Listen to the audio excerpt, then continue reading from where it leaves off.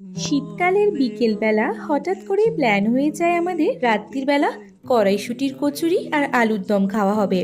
যেই বলা সেই কাজ, সবাই মিলে লেগে পড়লো এটা তৈরি করতে। Hello everyone, welcome back to my new mini blog. এখানে তোমরা দেখতেই পাচ্ছ আন্টি কত সুন্দরভাবে পুরগুলোকে ভরে ভরে লেচিগুলো করে নিচ্ছিল, আর এদিকে ভাইও ঘুরে ঘুরে দেখছিল সবটা কেমন কি হচ্ছে। আমাদের এরকম কিছু খাওয়া দাওয়া হলেই সব থেকে আনন্দ ওই বেশি পায়।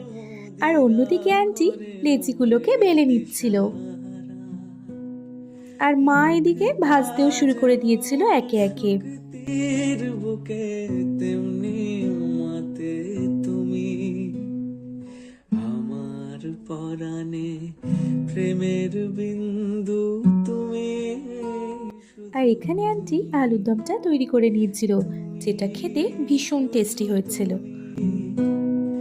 তুমি শুধু তুমি, প্রেমের নলে জালি। আর দেখো সবাই মিলে কত সুন্দরভাবে হাতে হাতে কাজগুলো কমপ্লিট করছে, আর কচুরিগুলো বেশ সুন্দর ফুলছিল।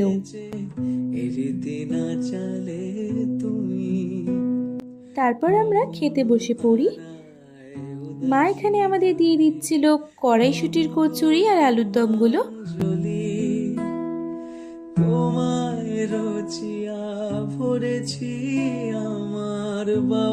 শীতের রাতে গরম গরম কড়াইশুঁটির কচুরি আর আলুর দম হলে জাস্ট ফাটাফাটি হয়।